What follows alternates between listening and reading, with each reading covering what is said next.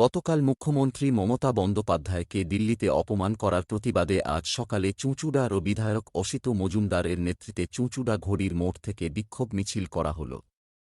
মুখ্যমন্ত্রী মমতা বন্দ্যোপাধ্যায়কে অপমান করার প্রতিবাদে এই বিক্ষোভ মিছিল বলে জানান চুঁচুড়া পৌরসভার ১১ নম্বর ওয়ার্ডের কাউন্সিলর মৌসুমী বসু চ্যাটার্জি।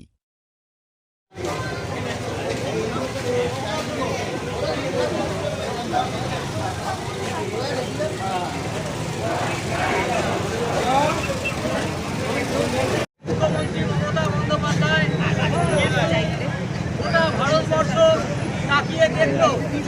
ভারতবর্ষের একমাত্র মহিলা মুখ্যমন্ত্রী, যিনি রাজ্যের বঞ্চনা এবং ন্যায্য পাওনা নিয়ে নীতি আয়োগের বৈঠক, যেখানে সমস্ত রাজ্যের অধিকার থাকে তাদের কথা বলবার, যেখানে তাকে বলতে দেওয়া হলো না।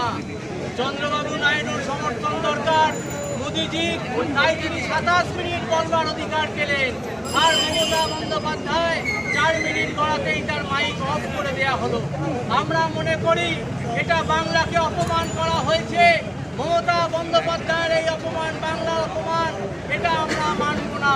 তাই তার প্রতিবাদে আর একদিকে লোকসভা নির্বাচনে আশানুরূপ ফল না হওয়ায় নতুন করে বাংলা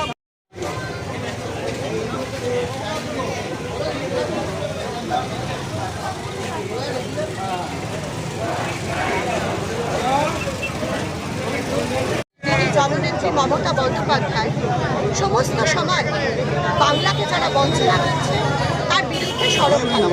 তিনি দিল্লিতে গেছিলেন বাংলার নানা বঞ্চনার কথা তুলে ধরতে।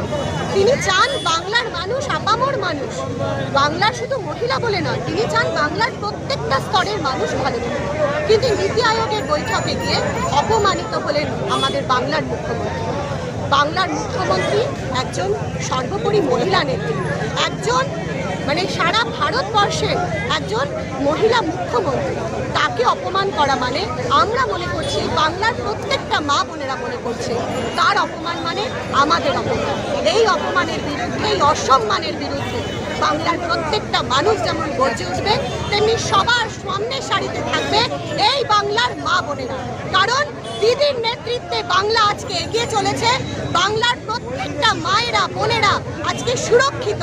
তার সেই প্রশ্নেই আমরা মমতা বন্দ্যোপাধ্যায়ের এই প্রতিবাদ আন্দোলন, এই অপমানের বিরুদ্ধে প্রতিবাদে আমাদের আজকে চুঁচুড়া বিধানসভার বিধায়কের নেতৃত্বে রাস্তায় নেমেছি এবং আমাদের প্রত্যেকটা মা বোনেদের উপস্থিতি প্রমাণ করছে আগামী দিনের প্রত্যেকটা প্রতিবাদে বাংলার সমস্ত সম্প্রদায়ের মানুষের সঙ্গে, বাংলার সমস্ত পুরুষদের সঙ্গে কাঁধে কাঁধ মিলিয়ে বাংলার মা বোনেরাও এই লড়াইয়ে এগিয়ে থাকবে। বারংবার কেন্দ্র এইভাবে নানাভাবে অর্থনৈতিক অবরোধ সৃষ্টি করলেও তারা দেখছে যে বাংলার উন্নয়নকে স্তব্ধ করা যাচ্ছে না।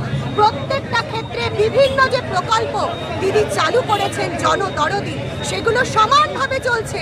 তার সুবিধা থেকে কেউ বঞ্চিত হচ্ছে না, বাংলা এগিয়ে চলেছে। এটা সহ্য হচ্ছে না কেন্দ্রীয় সরকারের কোনোভাবেই। বাংলা এবং বাংলাকে এবং বাঙালিকে তারা পর্যদস্ত করতে পারছে না।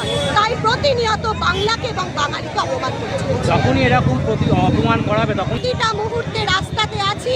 আজকেও দেখতে পেলেন যে রাত ৯টায় একটা মেসেজে এবং সকলকে খবর দেওয়ার মাধ্যমে আমরা তৃণমূল কংগ্রেস